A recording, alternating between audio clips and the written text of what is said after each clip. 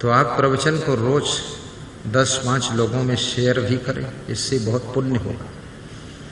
और प्रवचन को आप लाइक भी करें, बेल आइकन भी दबाएं और सब्सक्राइब करें, और दूसरों के मोबाइल में भी सब्सक्राइब कर दें, ताकि हर नया प्रवचन तुरंत उनके मोबाइल में आए, उनको दिखे।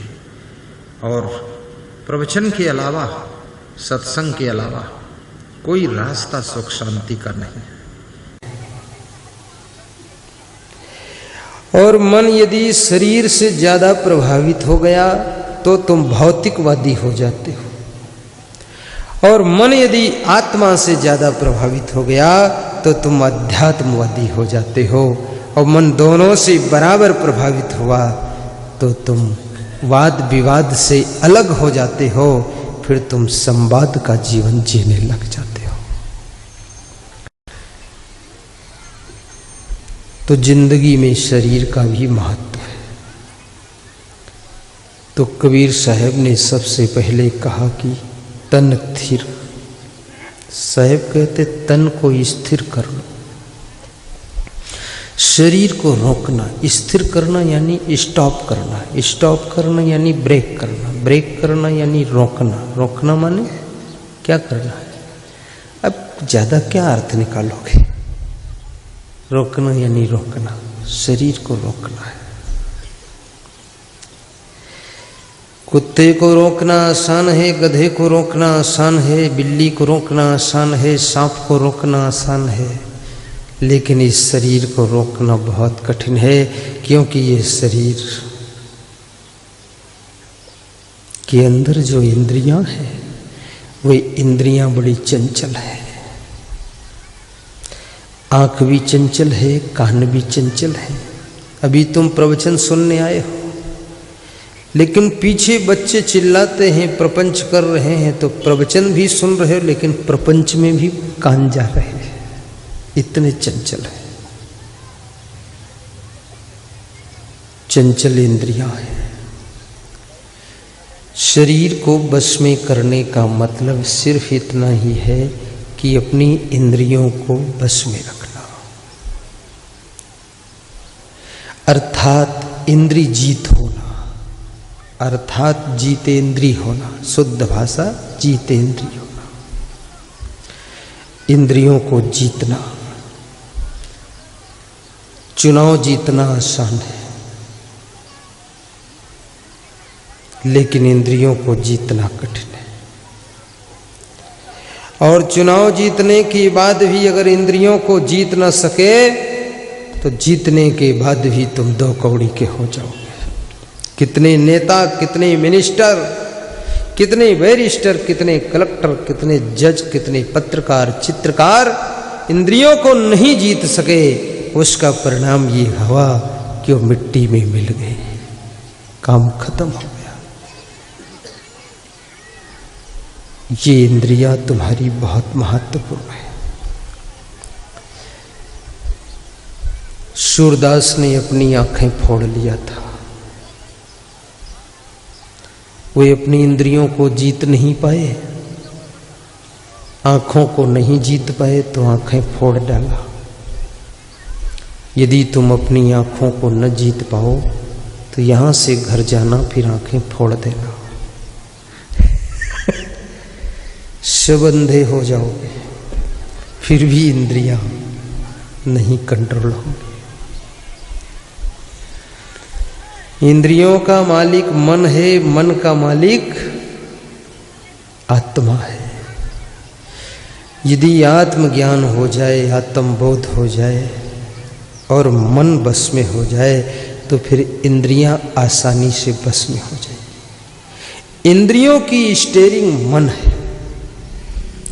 पहले मन सोचता है, फिर इंद्रियां मदद करती है।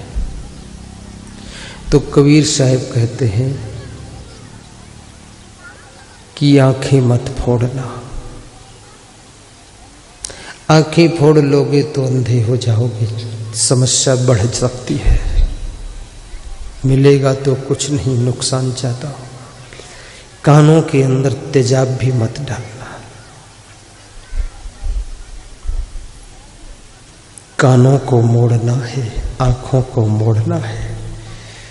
जिन आंखों से गलत दर्शन करते थे आज तक, जिन कानों से अश्लील गीत सुनते थे आज तक, और जिन इंद्रियों को भोगों में डुबाते थे आज तक, अब उन्हीं इंद्रियों को, उन्हीं आंखों से संत का दर्शन करना, उन्हीं कानों से संत के प्रवचन सुनना, तो समझ लेना कि तुमने इंद्रियों को जीत लिया है। मोड़ना। तन थिर मन थिर बचन थिर सुरत निरत थिर होए, कहे कबीर वह पलक ही कलब बराबर होए। साहिब कहते यदि तुम्हारा तन स्थिर हो जाए और मन स्थिर हो जाए और वाणी भी स्थिर हो जाए और चित्त के अंदर जो चंचल वृत्ति है वो भी स्वरूप में शांत रहे, चंचलता ना करे, तो साहिब कहते हैं ऐसा एक क्षण अगर हो जाए, एक सेकंड हो जाए, तो समझ लो एक क्षण ऐसा हो जाए तो समझो कल्पों के समान तुमने जी लिया है। तन थीर मन थीर बचन थीर सुरत निरत थीर होय, कहे कबीर वह पलक ही कलप बराबर हो।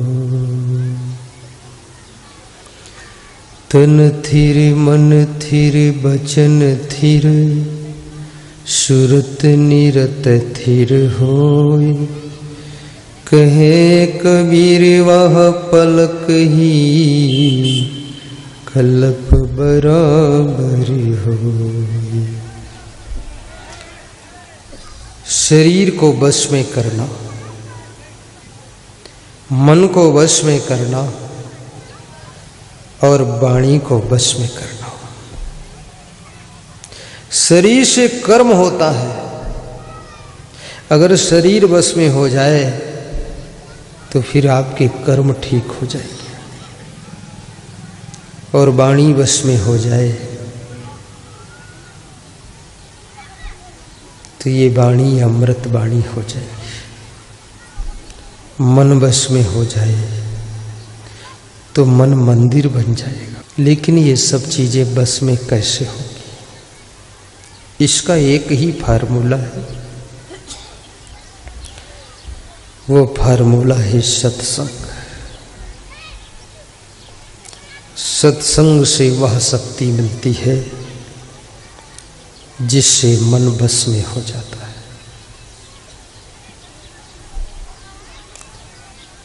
जिनका मन बस में हो जाता है, इंद्रियां बस में हो जाती हैं,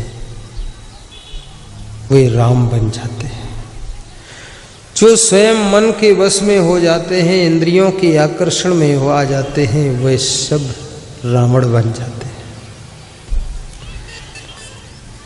अगर मन को वश में कर लो तो तुम राम बन जाओगे, और मन तुमको वश में कर ले तो तुम रावण बन जाओगे।